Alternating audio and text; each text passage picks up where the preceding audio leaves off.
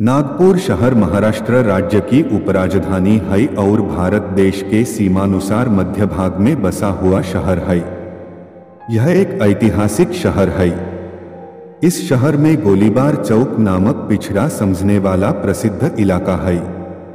British शासन के दौरान भारत देश को आजाद करने हेतु क्रू भारतीयों ने अनेक प्रकार के सत्याग्रह किए। उन्हीं से एक झंडा सत्याग्रह सन 1921 में किया गया था। उसका एक हिस्सा समझ इस क्षेत्र में सत्याग्रह हुआ।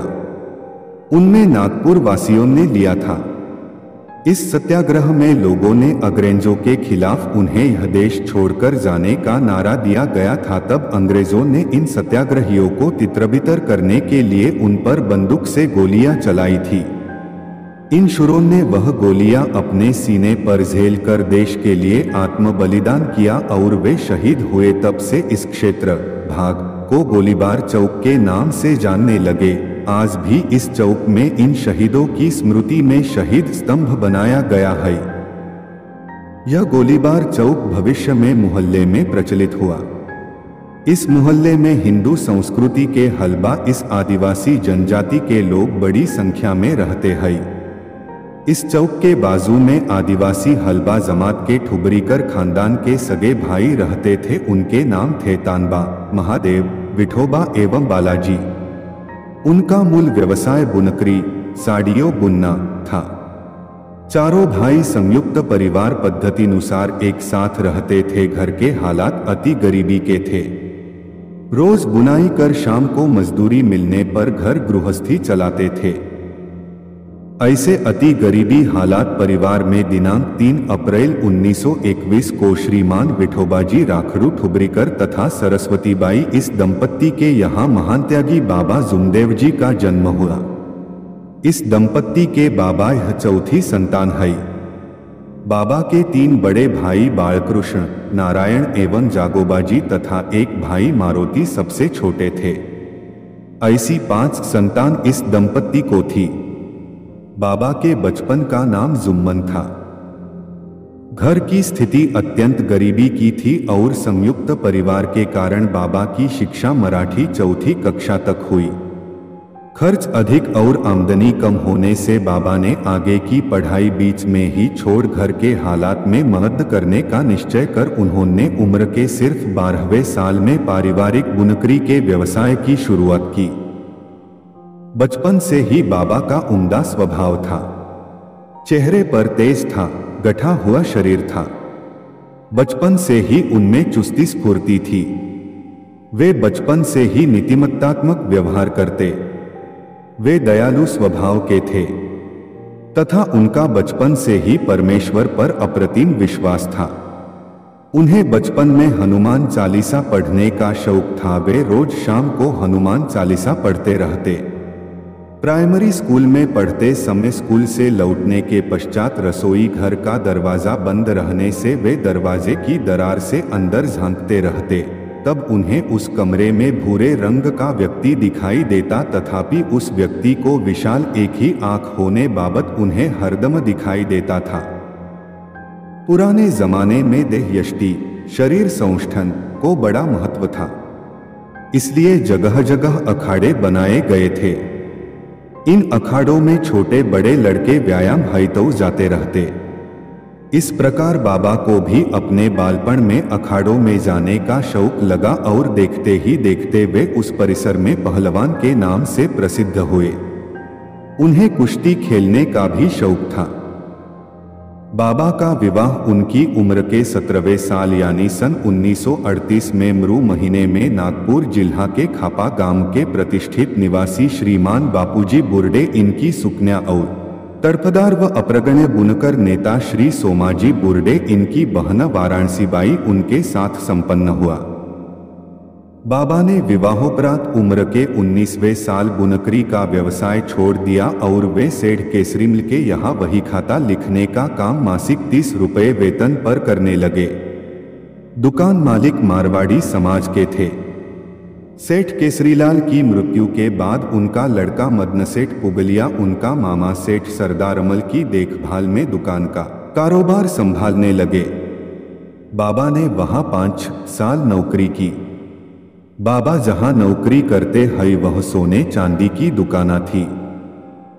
एक दिन बाबा को दुकान साफ करते समय 10 तोले का सोने का हार दुकान की अलमारी कपाट में रखा हुआ दिखा। वह हार खुला देखकर बाबा को धक्का लगा।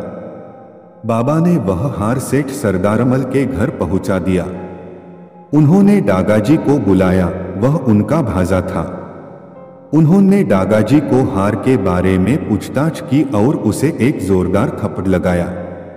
उन्होंने उससे कहा कि यह बाबा ईमानदार है इसलिए हार लाकर दिया, अन्यथा यह हार चोरी हुआ होता अथवा गुम हो गया होता, तब इसका कौन जिम्मेदार रहता। इससे बाबा के सत्य और ईमानदारी यह गुण दिखाई दिए। तब से इस घर के लोग बाबा की ओर ईमानदार समझकर देखने लगे। मदनसेठ का छोटा भाई अनाप शनाप पैसा खर्च करता है यह बाबा को मालूम था। इसलिए बाबा ने स्वयं विचार किया कि यद्यपि आज ईमानदार कहते हैं, लेकिन कल भी ही स्थिति होगी कैसे कह सकते हैं। नौकर आदमी ईमानदार होकर भी कल प्रसंगवश ही लोग भाजे का पक्ष लेकर उसे बदनाम कर सकते हैं। ऐसे विचार मन में आते ही केवल सत्य को संजोए रखने के लिए बाबा के मन में उन विचारों ने जोर पकड़ा और उन्होंने वह नौकरी छोड़ दी तथा पूर्ववत वे साड़ियां बुनने का व्यवसाय करने लगे। बाबा दिन में एक 9 बार रेशम की साड़ी बुनते थे। वह साड़ी इतनी अच्छी होती थी, दुकानदार लोग माल बेचने के लिए ग्राहकों को दिखाने हेतु उसे ऊपर रखते थे, लेकिन हाथमाग के व्यवसाय को मिलों के कारण मंदी आने लगी। बाबा के बड़े साले श्री सोमाजी बुर्डे विदर्भ बुनकर कैदरीय सोसाइटी नागपुर के अध्यक्ष थे। इसलिए उन्होंने बाबा को सुपरवाइजर की नौकरी दिलाई। बाबा की कामों के प्रति चतुराई और महत्ता देखकर उन्हें सोसाइटी की ओर से गड्डी गोदाम नागपुर में पैरों से चलाए जाने वाली चादर बनाने की मशीन की ट्रेनिंग हेतु भेजा गया। बाबा ने वहां ट्रेनिंग पूर्ण की।